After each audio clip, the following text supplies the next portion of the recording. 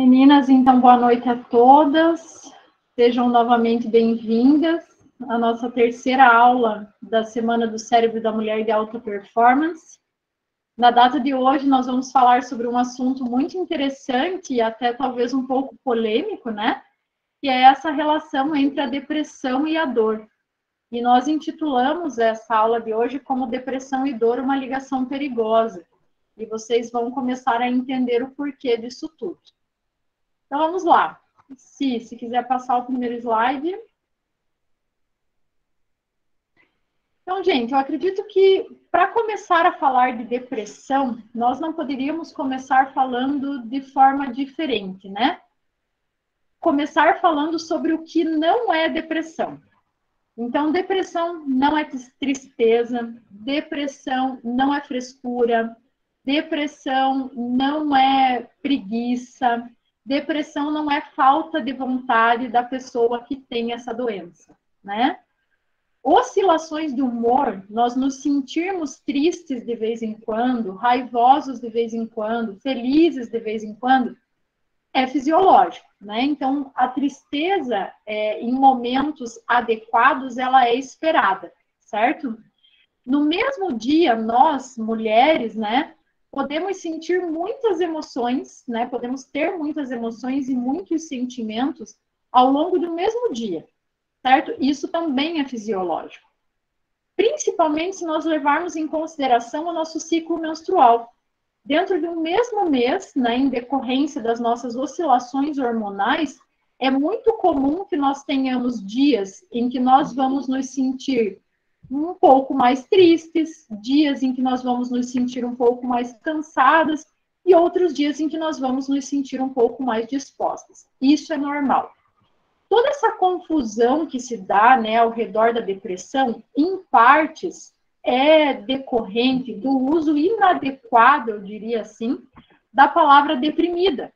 Então, muitas vezes nós usamos até por talvez uma forma corriqueira, né, de se falar, hoje eu estou deprimida, né? Nós podemos nos sentindo tristes, mas depressão é uma condição, é uma doença. A depressão é uma doença que pode estar muito atrelada ao nosso estilo de vida e também à nossa profissão. Então, já existem vários estudos que mostram que existem algumas profissões que são mais propensas a desencadear um transtorno de humor, como a depressão. Exemplo, professores, profissionais que trabalham diretamente com o público, policiais, né, que trabalham, por exemplo, com as questões de violência, né, de perigo. Então, o estilo de vida e a profissão também são fatores determinantes para o aparecimento dessa doença. A depressão, muitas vezes, ela acarreta em pensamentos culminantes. A gente vai comentar um pouquinho sobre isso no decorrer dessa aula de hoje. Mas, basicamente, se nós nos recordarmos, né, na aula 1 e na aula 2, em que nós mostramos 3 tipos de mulheres, né? A mulher que vive no passado, no presente e no futuro. A mulher com esses pensamentos culminantes é a mulher do passado.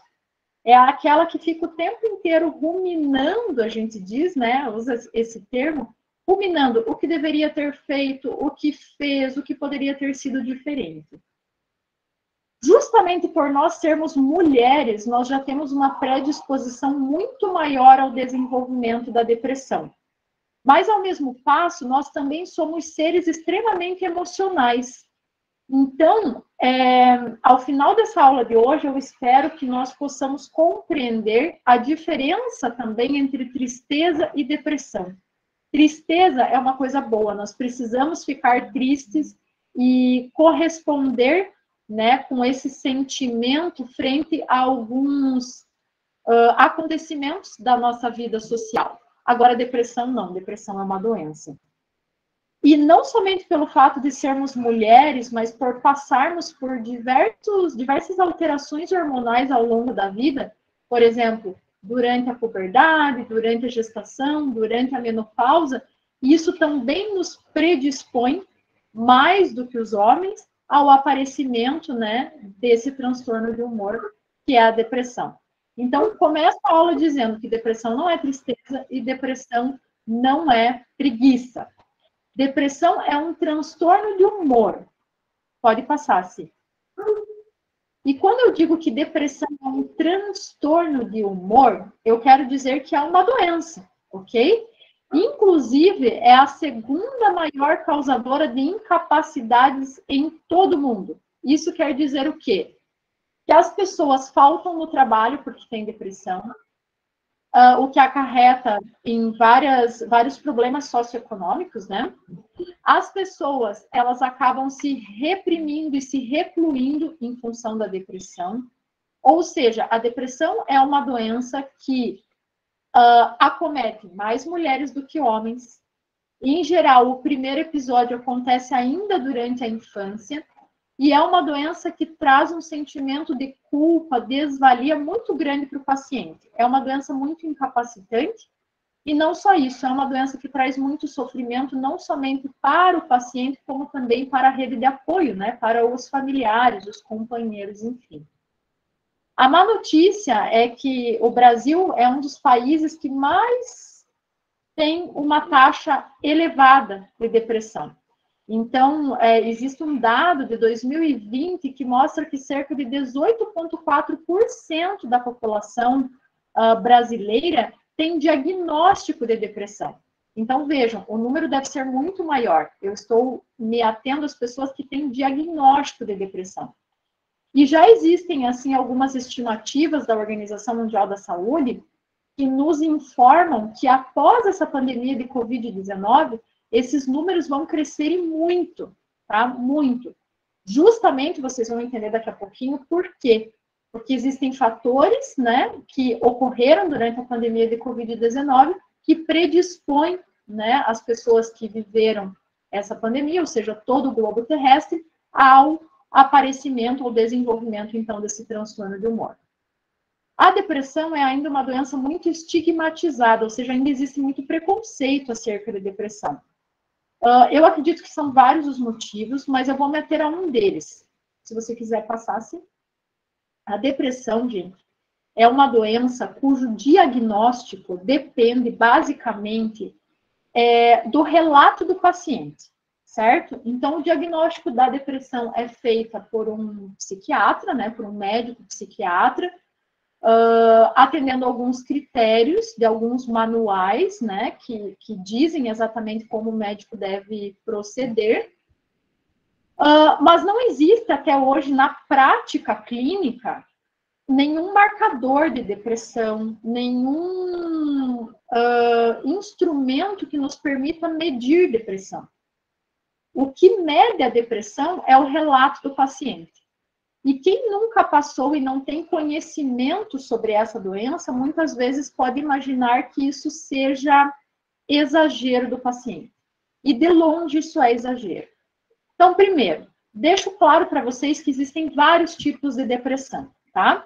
E hoje nós vamos nos ater à depressão mais comum, que é chamada de depressão maior, ou depressão unipolar, né? Em contraponto à depressão bipolar. Quais são os sintomas da depressão? O que a pessoa que tem depressão sente? Tristeza profunda por um período prolongado, cansaço, tá? Sente muito cansaço, não tem energia para a realização das tarefas diárias. Uma característica muito comum da depressão é o que nós chamamos de anedonia. Anedonia, gente, é a perda do interesse, do prazer por atividades que antes do episódio depressivo eram prazerosas. Então, por exemplo, a pessoa gostava muito de ir à praia. Quando ela experimenta um transtorno de humor como a depressão, ela deixa de gostar de fazer aquela atividade, ela não quer mais fazer, não sente mais prazer por aquilo. Outra característica muito comum da depressão é a culpa. A pessoa se sente culpada por tudo, até pelo que acontece com os outros. É como se tudo fosse culpa dela. Sentimento de desvalia, que é aquele sentimento assim de que eu não sirvo para nada, certo? Eu faço tudo errado. Então, esse pensamento negativo e sempre causando uma autodepreciação. É muito comum alterações de apetite e de peso. Então, em algumas situações, pacientes podem ter o apetite aumentado, o que causa ganho de peso, E em outras situações, o paciente emagrece, né? Então, ele perde o apetite e, consequentemente, tem, em resposta, um emagrecimento. Alterações do sono são muito comuns. Então, o mais comum é que as pessoas tenham insônia. E, justamente, essa insônia, ela vem em partes decorrente por várias alterações que a gente vai comentar daqui a pouquinho, mas também por esses pensamentos ruminantes que nunca se encerram. Então, a pessoa pega uma coisinha que aconteceu e fica tentando desmembrar tudo aquilo. E de tudo que a depressão pode causar, o mais crítico, assim, mais lamentável, é que em casos graves de depressão, a pessoa pode ter pensamentos e, inclusive, chegar a cometer suicídio. Ou seja, né, ela acaba tirando a própria vida.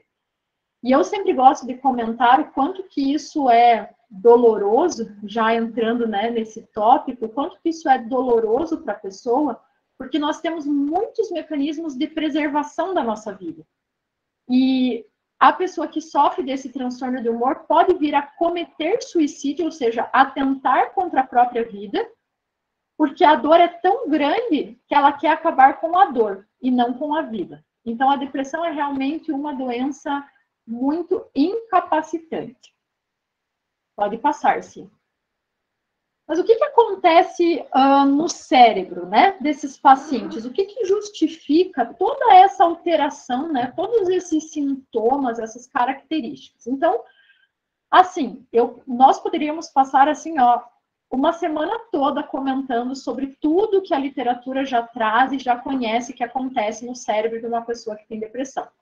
Nós escolhemos a teoria mais bem aceita, mais bem documentada e mais bem estudada, que diz o seguinte: na depressão acontecem alguns episódios. Primeiro, lembram que nas aulas de ontem, na aula 2 e na aula 1, nós comentamos sobre a importância dos neurotransmissores. Então, neurotransmissores ou neuromoduladores são substâncias químicas que fazem com que os neurônios se comuniquem.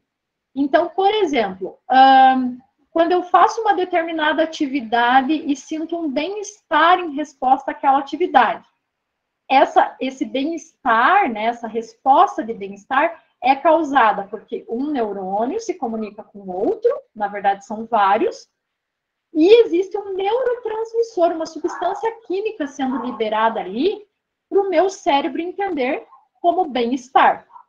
E assim acontece para todas as atividades que nós fazemos. Existem 3 neurotransmissores que estão diminuídos durante o transtorno da depressão, né, esse transtorno de humor. E esses neurotransmissores são a noradrenalina, a dopamina e a serotonina. Bom, se esses neurotransmissores estão diminuídos, gente, a comunicação entre esses neurônios não está acontecendo de uma forma fisiológica, está equivocada. Os neurônios não conseguem se comunicar direito. E aí, por exemplo, né, a serotonina é um neurotransmissor relacionado ao bem-estar. Então, se eu não tenho mais esse neurotransmissor, o que acontece? Eu tenho sentimento de desvalia, eu me sinto mal, eu me sinto culpado. A dopamina é um neurotransmissor relacionado, por exemplo, às recompensas, né, ao prazer. Aí, se eu não tenho mais dopamina em quantidade adequada, o que acontece? Eu não sinto mais prazer por aquelas atividades que antes eu sentia. A noradrenalina está muito relacionada com comportamentos vegetativos, com o nosso sono, com o nosso apetite. Então, se ela está diminuída, o que vai acontecer? Eu também vou ter alterações de sono e alteração do apetite. Não somente esses neurotransmissores, mas outros 2 pontos eu queria comentar com vocês, que estão muito atrelados ao aparecimento da depressão, são o aumento do cortisol, que é aquele hormônio que nós comentamos ontem, né, que está relacionado ao estresse crônico. Então, a gente já sabe que pacientes que têm depressão, eles têm aumento do nível de cortisol, o que faz uma correlação aí entre estresse crônico e depressão, que a professora Simone vai explicar posteriormente. E inflamação. Então, são 5 pontos que nós gostaríamos que vocês gravassem por enquanto. Pacientes com depressão têm diminuição de neurotransmissores, né? Noradrenalina, dopamina e serotonina, que são muito importantes para a comunicação do neurônio, bem-estar, apetite e sono. Eu tenho ainda aumento do cortisol, que é aquele nosso conhecido como hormônio do estresse, mas é um aumento muito elevado, né, que causa prejuízos para o cérebro. E eu tenho um aumento da inflamação, ok? Esse é o quadro, digamos assim, do cérebro de um paciente com depressão. Pode passar, sim. Não somente tudo isso que eu comentei com vocês, não somente esses neurotransmissores e o cortisol, mas outros hormônios também são muito importantes no desenvolvimento da depressão. E aí, em partes, é o que explica o porquê que nós mulheres também somos tão predispostas a desenvolver essa doença. Então, todo mundo, por exemplo, já deve ter ouvido falar em depressão pós-parto, né? É um tipo de depressão muito comum, que acontece em cerca de 10 a 15% das mulheres, tá? Tem fatores hormonais que estão relacionados, tem fatores atrelados a neuromoduladores, mas, assim, ó, é muito multifatorial. Então, por que a depressão pós-parto acontece, né? Que é aquela... Os sintomas são muito parecidos com a depressão maior, então uma tristeza, uma culpa, um sentimento de desvalia, um cansaço que não se acaba, né?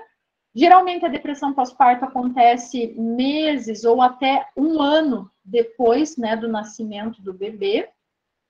E muitos fatores podem estar envolvidos. Então, os hormônios, né, que oscilam aí depois da gestação, a questão dos neuromoduladores, né, a dopamina que está diminuída após o parto, a questão do estresse que a mãe enfrenta, né, depois de toda aquela mudança que acontece na vida dela, a existência ou não de uma rede de apoio, então aí o papel, né, do marido, do pai, da criança é muito importante para dar apoio para a mulher nesse sentido, porque a falta de apoio é um fator estressante, né, que pode predispor, então, a mulher a desenvolver essa depressão, e fatores socioeconômicos, né, a preocupação com as questões financeiras, vou conseguir manter financeiramente, né, ou não. Então, são muitos fatores envolvidos. Então, nessa fase da vida da mulher, é comum, 10 a 15% das mulheres desenvolvem depressão pós-parto. Eu até coloquei ali o baby blues, né, que é um outro termo utilizado para essa tristeza pós-parto, não é depressão. O baby blues é uma tristeza profunda que a mulher tem também em decorrência dessas alterações hormonais e dos neuromoduladores, mas que não é caracterizada como uma doença, é uma tristeza mais passageira. Muitas vezes não precisa nem de medicamentos, enfim, de intervenções, né? Não necessariamente medicamentos, mas intervenções, de estratégias, de ferramentas. Então, são coisas diferentes. E não somente pós-parto, mas as mulheres em outra fase da vida, por exemplo, pós-menopausa, também tem uma probabilidade maior de desenvolver depressão. Então, existe uma parcela da população das mulheres que desenvolve depressão pós-menopausa, também correlacionada com a queda dos nossos hormônios nessa fase, né? Então, o estrogênio, que é um hormônio bastante responsável pela neuroproteção dos neurônios, né? Acaba diminuindo nessa fase, o que faz com que muitas mulheres desenvolvam depressão pós-menopausa. E tanto é verdade essa correlação com os hormônios, que 20% das pessoas diagnosticadas com depressão maior, com esse tipo de depressão, têm alterações do hormônio da tireoide, por exemplo. Então, cerca de 20% dessas pessoas têm hipotireoidismo, certo? Então, que altera todo o metabolismo. Então, a depressão é uma doença, é um transtorno muito complexo, muito complexo. Muitas coisas acontecem a nível de metabolismo, a nível hormonal e a nível de neuromoduladores ou neurotransmissores. Pode passar, sim. Nesse sentido, gente, é muito pouco provável que nós consigamos tratar depressão com uma única estratégia, certo? Então, quando eu penso numa doença multifatorial, eu preciso pensar também em um tratamento multifatorial, em um tratamento que seja focado em diferentes estratégias. Então, aqui nós colocamos, né, que o tratamento da depressão, ele deve ser baseado em 4 pontos. Primeiro, eu tenho que restabelecer aquela neuroquímica, eu tenho que voltar os níveis normais de noradrenalina, serotonina, dopamina. Eu tenho que diminuir a inflamação, que é um fator bastante importante também para que eu consiga melhorar a sintomatologia clínica. Eu tenho que excluir o estresse da minha vida, né? Excluir os agentes estressores ou aprender a manejá-los, né? Aprender a conviver com esses fatores. E eu preciso melhorar a qualidade de vida, ok? Como que eu vou fazer isso? São diversas estratégias e que nós vamos comentar ao longo da aula de hoje, vamos contar algumas lá no final da aula de hoje. E aí eu trouxe aqui para vocês, a título de curiosidade, né? Porque toda vez que nós falamos em depressão, já nos vem quase que automaticamente à mente os antidepressivos, né? Que são os medicamentos utilizados para o tratamento da depressão. E aí eu trouxe os antidepressivos para mostrar para vocês o que esse antidepressivo faz. Então, o antidepressivo, ele vai sempre precisar ser utilizado? Não, vai depender do critério médico, né? Não somos nós quem vamos falar. Mas o antidepressivo, ele é um medicamento que ele vai disponibilizar por mais tempo aqueles neurotransmissores na fenda sináptica, ou seja, no espaço de comunicação entre os neurônios. Então, basicamente, quando um paciente toma uma fluoxetina, uma sertralina, um antidepressivo do gênero, o que acontece? Eu estou aumentando o nível daqueles neurotransmissores. Só, né? Só, já é bastante coisa. Ou seja, eu estou reestabelecendo a neuroquímica. Além disso, já existem alguns estudos que mostram que os antidepressivos, eles aumentam a neurogênese. Lembram-se disso? A formação de novos neurônios, nós explicamos isso na aula 1. E também aumentamos a neuroplasticidade, né? A capacidade de adaptação do nosso cérebro. Mas só o antidepressivo não basta, tá? Isso eu quero deixar bem claro para vocês. Inclusive, já existem vários estudos que mostram que cerca de 1/4 da população apenas responde positivamente ao tratamento com o primeiro antidepressivo que é utilizado. Então, a taxa de resposta é realmente muito baixa. E insisto, como a doença é multifatorial, o tratamento também deve ser multifatorial. E aí nós vamos comentar um pouquinho sobre isso no decorrer da aula de hoje. É isso aí, então. Obrigada pela super explicação da neurobiologia, da depressão, que a professora Fabiana nos proporcionou agora. Realmente, em poucos lugares vocês vão encontrar tanta informação, então pouco espaço de tempo, né? Realmente é uma compilação do que há de melhor sobre a neurobiologia da depressão. E o tema da nossa aula de hoje é, na verdade, fazer uma ligação entre a questão da depressão e as dores crônicas, né? Então, tanto é que o título da live é Depressão e Dor, uma ligação perigosa. Então, para a gente começar a entender essa ligação, eu vou contar uma história para vocês de uma mulher que eu atendi na parte clínica, que me procurou. O nome dela é Rosa, e ela me procurou porque ela tinha muitas dores. Ela tinha dores no corpo todo, nas costas, na nuca, nas juntas, no joelho. Então, ela se sentia bastante incapacitada fisicamente por essa dor, né? Até pensava em fazer atividade física, porque a gente sabe que a prática da atividade física melhora a dor, mas realmente era uma dor associada à perda do interesse, à falta de energia. Então tinha até o pensamento de começar essa atividade física, mas logo o pensamento já, né, era inundado por um sentimento, então, de inutilidade de tudo, falta de energia, não conseguia mais ver graça e nem sentido nas coisas. Então, através desse relato, a gente percebeu que, na verdade, apesar da Rosa ter me procurado pelo fato dela estar sentindo muita dor, essa dor, ela vinha associada a um quadro de depressão, né? Então, todos os outros sintomas que ela relatou, depois do diagnóstico foi confirmado por um médico, e a gente, juntamente, então, com esse médico, fez um tratamento, né, para a Rosa, e hoje ela está muito melhor do que naquela época. Então, gente, qual é a ligação perigosa que existe entre a depressão e a dor? Bom, os estudos de epidemiologia, né, que avaliam, então, tanto a presença da depressão quanto a dor nas populações, observa e traz para a gente que a dor crônica aumenta de 2,5 a 4 vezes o risco de depressão. Então, traduzindo isso, as pessoas que são diagnosticadas com dor crônica têm mais chance, né, uma taxa maior de risco de desenvolver a depressão.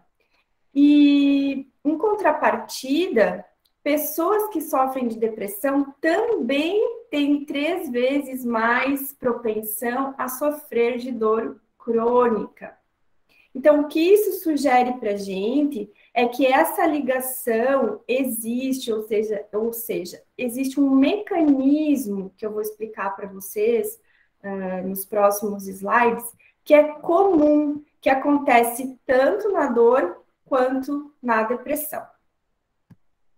E uma coisa bem importante da gente passar nessa aula para vocês, meninas, é que a dor, ela acontece no corpo, né? Mas ela é sentida no cérebro. Então, quem percebe o local, a intensidade, se essa dor causa incapacitação, se essa dor causa sofrimento físico e emocional, é o cérebro, tá? Então, eu coloquei essa figura aqui, esse cartoon, para a gente olhar mais ou menos para esse caminho que a dor percorre desde o corpo até ser percebida pelo cérebro.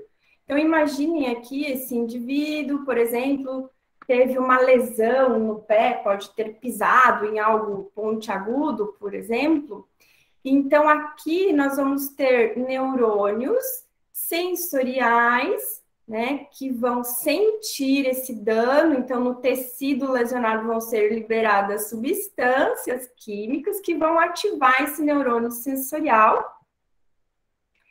E então vai disparar o quê? Uma resposta nesse neurônio sensorial, né, de um nervo que está lá na pontinha do pé desse indivíduo, e vai disparar um sinal que vai percorrer toda a perna, vai entrar pela medula espinhal e vai fazer, então, sinapse lá no cérebro. Então, vai se comunicar com outros neurônios que estão lá no sistema nervoso central, lá no cérebro. Então, primeiro passa por uma região que a gente conhece por tálamo, e depois, então, vai ser interpretada, vai se tornar consciente lá no córtex, né? Num local do córtex, numa região do córtex chamada de córtex sensorial. Então, a partir daí, eu vou conseguir saber o que aconteceu, né? Eu pisei em algo pontiagudo, ou qual é a causa da lesão, aonde é a lesão, né? A intensidade da dor. Então, essa localização da dor e essa percepção de intensidade da dor acontece no córtex. Entretanto, gente, a depressão, então, pessoas que têm depressão têm uma alteração nessa percepção da dor, tá? Então, vamos falar agora de como o cérebro percebe a dor na presença da depressão. Então, voltamos para cá. Então, aqui eu estou colocando a situação que nós já descrevemos no slide anterior. Uma pessoa sente, né, tem uma lesão e sente dor. Esse estímulo caminha, então, desde o local da lesão, entra aqui pela medula espinhal e vai ser percebida pelo cérebro, tá? Então, passa pela região do tálamo e depois vai ser percebida lá pelo córtex sensorial. Então, é exatamente o que eu expliquei no slide anterior.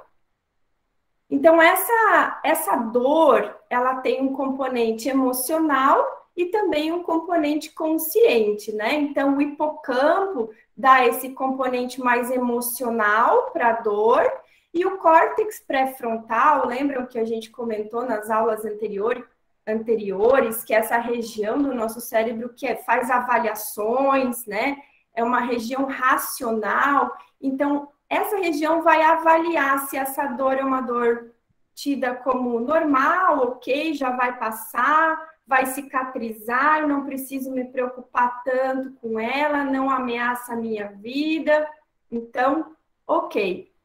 Mas o que acontece nessa percepção da dor numa pessoa com depressão é totalmente diferente. Isso acontece porque na depressão nós vamos ter, então, lesão ou atrofia do hipocampo e atrofia do córtex pré-frontal.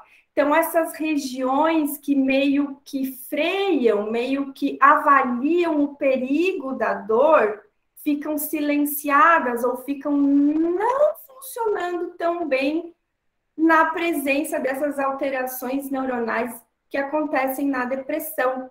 Então, vejam bem, a percepção da dor fica alterada, a nossa capacidade de interpretar essa dor fica alterada, a nossa capacidade de entender se essa dor é incapacitante ou se essa dor nos traz um perigo iminente fica também comprometida. Então, a percepção da dor fica muito maior nas pessoas com depressão. Tá? Então, na depressão, nós perdemos essa capacidade de avaliar se a dor é normal ou se causa ameaça, e aí a percepção desse contexto associado, então, às alterações emocionais que acontecem na depressão, nos fazem sentir essa dor com mais intensidade, vamos dizer assim. E como eu falei no começo da minha fala, essa correlação, essa ligação perigosa que existe entre a depressão e a dor crônica, muito provavelmente acontece porque existe um mecanismo comum, uma causa comum. Então, vamos olhar para essa causa do ponto de vista bem neurocientífico agora mesmo, né? Esmiuçar lá dentro daquele córtex pré-frontal e daquele hipocampo, o que está acontecendo. Então, juntamente com as alterações celulares e neuroquímicas que acontecem tanto na depressão quanto na dor crônica, as causas comuns, né, nos remetem sempre muito àquela questão do estresse crônico. Então, tanto pessoas que têm dor crônica quanto pessoas acometidas pela depressão, normalmente têm em comum esse estresse crônico, que, como nós comentamos na aula de ontem, eleva a quantidade do hormônio cortisol na nossa circulação, e esse excesso de cortisol também pode elevar a produção de substâncias que são inflamatórias, substâncias, então, normalmente citocinas, que podem cruzar a barreira hematoencefálica. Então, veja bem, algo que está acontecendo no meu corpo aqui, então, alterações, né, do cortisol e dos marcadores inflamatórios, podem cruzar aquela barreira entre o corpo e o cérebro, que a gente chama de barreira hematoencefálica, e chegar aqui, chegar nos neurônios, chegar nas outras células que nós encontramos no sistema nervoso, que também foi explicado na aula 1, que está lá para vocês verem, né? A gente disponibilizou o link hoje para vocês. Então, no cérebro, nós não temos só neurônios, nós temos outras células que são importantes, e agora vocês vão ver a importância desta aqui, que é a microglia. essa célula, ela é super sensível ao cortisol, ela é super sensível a essas substâncias inflamatórias que vieram do corpo e chegaram até o cérebro.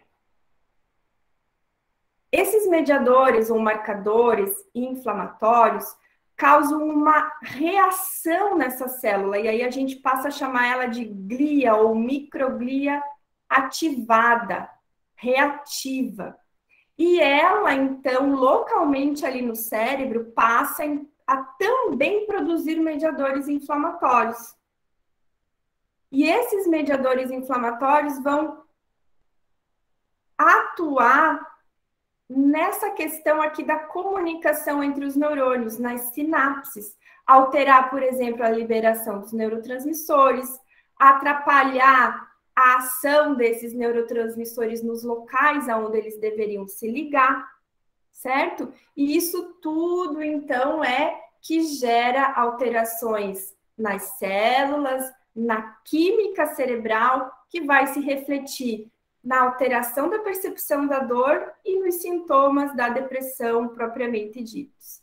Então, esse mecanismo comum, que é a neuroinflamação, a inflamação do cérebro, parece ser uma das melhores explicações até o momento para essa correlação, para essa ligação perigosa que existe entre estresse crônico, vamos colocar aqui ele, dor crônica e depressão.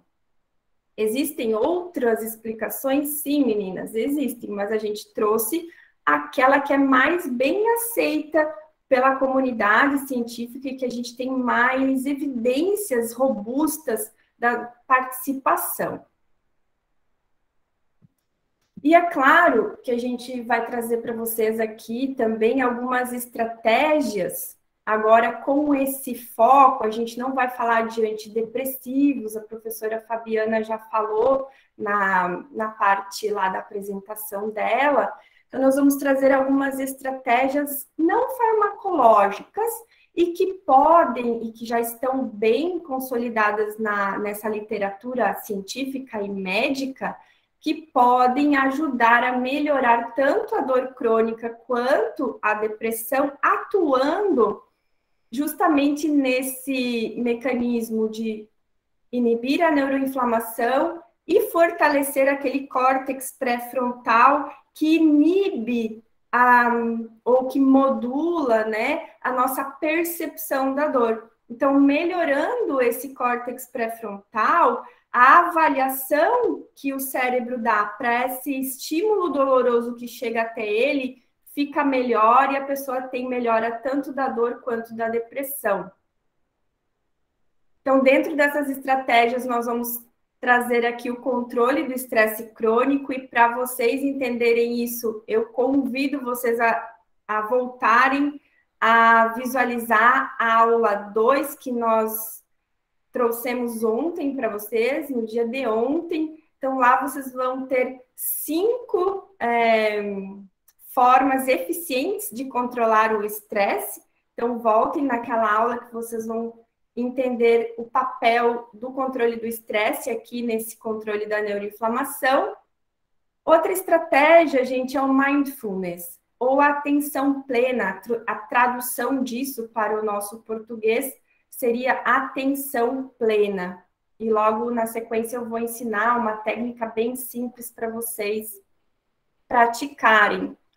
Também temos estudos legais em relação à suplementação com ômega 3, tanto para dor crônica quanto para depressão, e a questão da luz natural. Então, vou explicar cada uma delas agora para vocês. Então, a atenção plena, ou mindfulness, a técnica que eu vou descrever aqui é uma técnica bem simples, vocês podem fazer em qualquer lugar. Então, é prestar atenção no momento presente, que é isso que a gente daqui da Neuronova traz para vocês sempre, né? A gente sempre fala disso, vamos viver o presente, prestar atenção na beleza e na felicidade que nós estamos vivendo hoje, né? Porque o passado já passou e o futuro é incerto. Então, a nossa oportunidade de ser feliz está aqui, é hoje e agora. Então, a técnica consiste em prestar atenção. Por exemplo, você pode sentar, pode ser num tapetinho ali, como está a menina da nossa foto, enfim, qualquer lugar, numa cadeira, você pode deitar, não vem ao caso a posição, tá? E aí, para começar, você pode simplesmente prestar atenção nas partes do seu corpo que estão em contato com a superfície onde você está. Pode ser no chão, na cadeira, enfim. Mas, e aí você vai, após prestar atenção nessas partes do corpo que estão em contato com a superfície, você pode, por exemplo, ir passando para outras partes do seu corpo, mas exceto, então, menos naquelas que estão doendo. Então, se você tem dor na coluna, ou se você tem dor nos ombros, ou se você tem dor no joelho, não preste atenção nestas partes que são dolorosas. Ok? Então, preste atenção nas outras partes do seu corpo, nos batimentos cardíacos, por exemplo, ou na sua frequência, na sua respiração, e tente fazer isso aí por 5 ou 10 minutos, e lembrando que se distrair durante esse processo é normal, não se preocupem com isso, simplesmente retomem o processo de onde vocês pararam. E assim, o meu favorito de todos esses que eu vou trazer para vocês, sem dúvida nenhuma, é a questão da luz natural e o contato com a natureza. Quem me acompanha nas redes sociais há mais tempo sabe o valor que eu dou para isso, e o meu depoimento pessoal em relação a essa prática, posso dizer com certeza para vocês que foi uma das coisas que me tirou, né, que me fez pensar fora da caixa, porque me deu subsídios para eu ter a força de vontade de parar de fazer aquilo que eu não deveria fazer porque estava me prejudicando e passar a correr atrás daquele destino que eu achava que deveria ser o meu, mas que eu ainda não tinha aquela força para sair da caixa e ir em direção a ele, né? E para exemplificar a força que essa prática tem na nossa saúde, eu trouxe até um artigo aqui que saiu no ano passado, numa revista científica muito boa, muito importante, aonde os pesquisadores, então, né,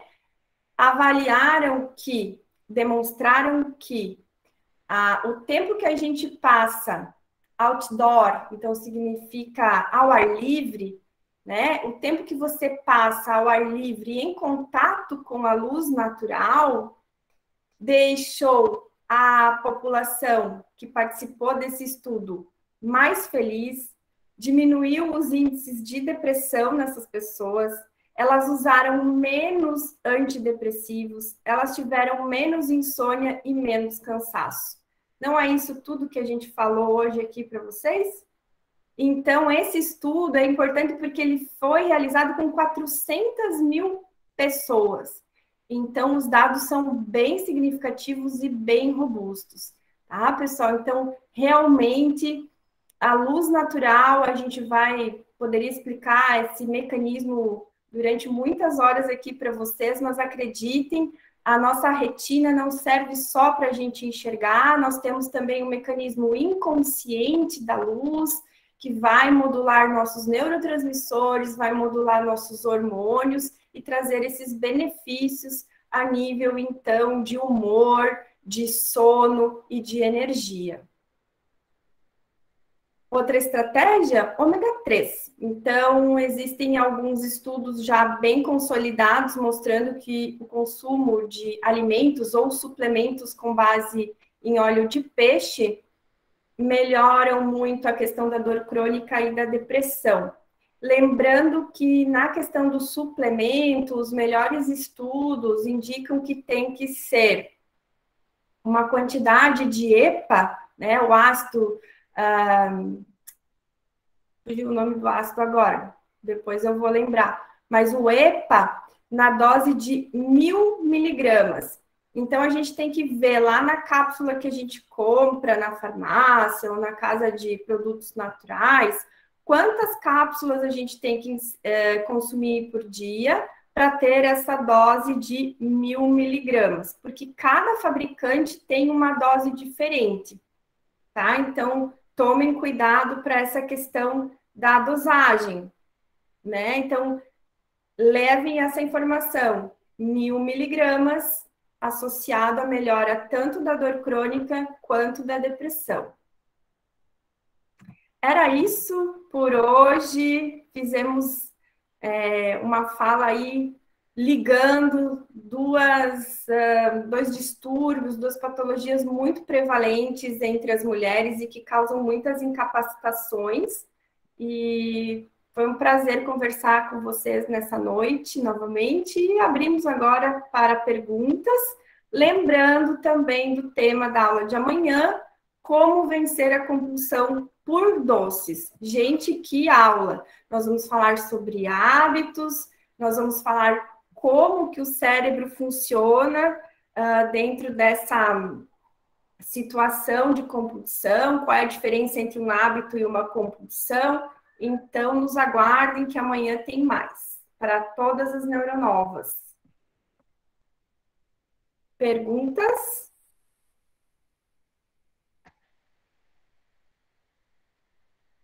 Depoimentos, talvez, colocações.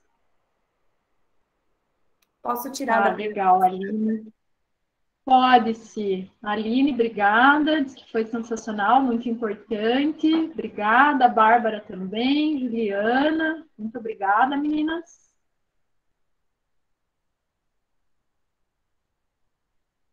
Mônica. Bom, Mônica, obrigada, querida. Obrigada, pessoal. A gente realmente faz com muito carinho para impactar vidas, né? Então, isso é um serviço que a gente está realmente trazendo com muito, muito amor para mulheres que querem ter um cérebro de alta performance.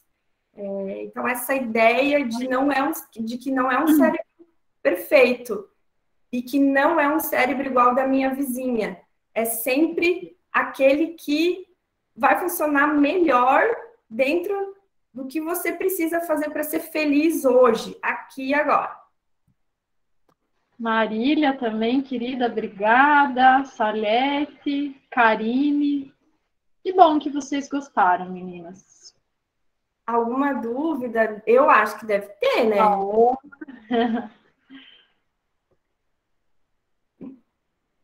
E assim, né, caso surjam dúvidas aí ao longo da noite, que vocês consigam processar, ou às vezes, né, as dúvidas vêm no decorrer aí do processamento de tudo, podem nos questionar ali no grupo. O grupo também é para isso, né, para que a gente possa conversar e né, tratar de todos esses assuntos.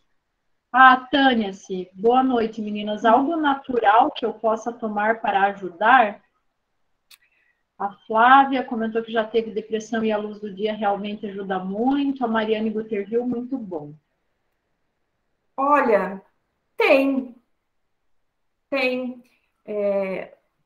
Por que eu não falei de outros produtos naturais, outros fitoterápicos? A gente poderia trazer aqui para vocês. Primeiro porque o tempo é curto, né? A gente está tentando fazer em torno de 50 minutos essas aulas.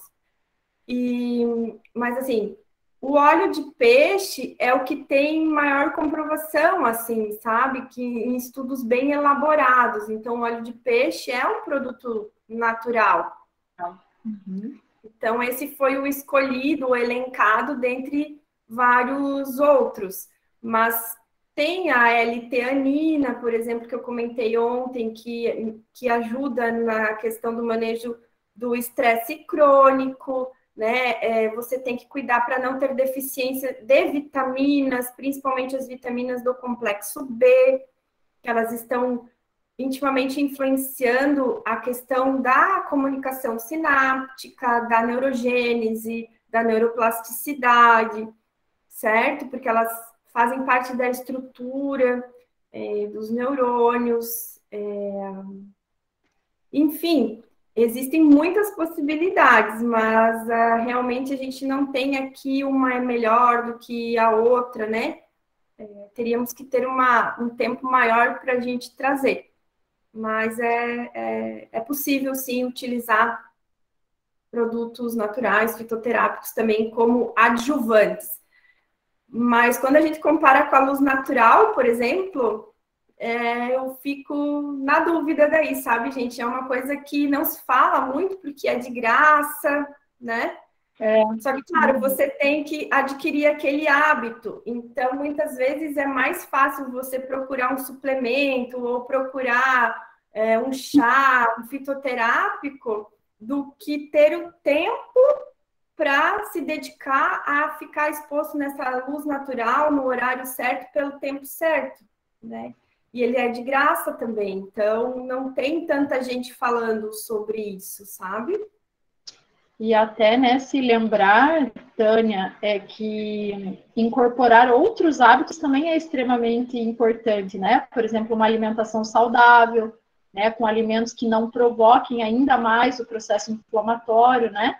Exatamente. Então, o consumo de anti-inflamatórios, antioxidantes é bastante importante. Então, quando nós comentamos que tanto a depressão quanto a dor crônica são multifatoriais, né? É muito mais assertivo que nós façamos um tratamento também que seja múltiplo, né? Então, focar em várias estratégias que muitas vezes são relacionadas, desculpa, a um estilo de vida, é a forma mais assertiva para você conseguir benefícios mais duradouros, né? E em curto período de tempo. Tem também. A Mônica também tem luz natural. O que a Mônica falou? Eu não li o que a Mônica falou. A Mônica também concorda com a luz natural. O simples fato de um dia de sol já nos deixa mais animados. Gente, sim. Eu vivi a minha vida trancada em casa na frente de um computador. Eu acordava, eu ia para frente do computador. Eu não tinha, sei lá, como, eu não tinha noção, né? Ficava o dia inteiro trancada e escurecia eu lá dentro. Então, depois que eu entendi a importância e toda a neurociência, a fisiologia que a luz natural traz para gente, para mim foi o melhor antidepressivo, o melhor estimulante, o melhor nootrópico, né? Quem for da área da farmácia vai entender esse termo que eu encontrei na minha vida. Então, pode ser na sacada do seu apartamento, pode ser abrir uma janela. Aí a gente tem que ir se adaptando a isso, sabe? E a questão dos probióticos também, alimentos probióticos, que aí a gente vai falar mais amanhã sobre eles, estratégia, né? Para compulsão alimentar, mas se aplica também aqui porque os probióticos, eles são excelentes inibidores da inflamação, tem propriedades anti-inflamatórias. Então, aí a gente entra nesse mecanismo comum da neuroinflamação, então é uma possibilidade também. Bem interessante. E a Cris também comentou que a mudança de hábito é difícil, mas que ela concorda que os benefícios dessa mudança são incríveis. Legal, né? Que bom, Cris. Obrigada pela tua participação também aqui conosco. Exatamente. Que bom, meninas. Então, acredito que era isso, né? Aguardamos vocês amanhã para a nossa aula 4, então, sobre a compulsão por doces. E agradecemos mais uma vez pela presença de todas vocês aqui conosco. E, pessoal, se eu posso fazer um pedido para vocês ainda, em 30 segundos, se vocês conhecerem alguém que também está precisando dessas informações, desses assuntos que a gente está falando aqui, uma mulher que vocês admiram e que vocês acham que, né, pode se beneficiar, que está precisando dessas informações, dá tempo ainda de entrar lá no nosso grupo, de participar das nossas aulas, tá bom? Então é isso. Da minha parte. Beijo, meninas. Obrigada, boa noite. Até amanhã. Até amanhã. Boa noite. Boa noite.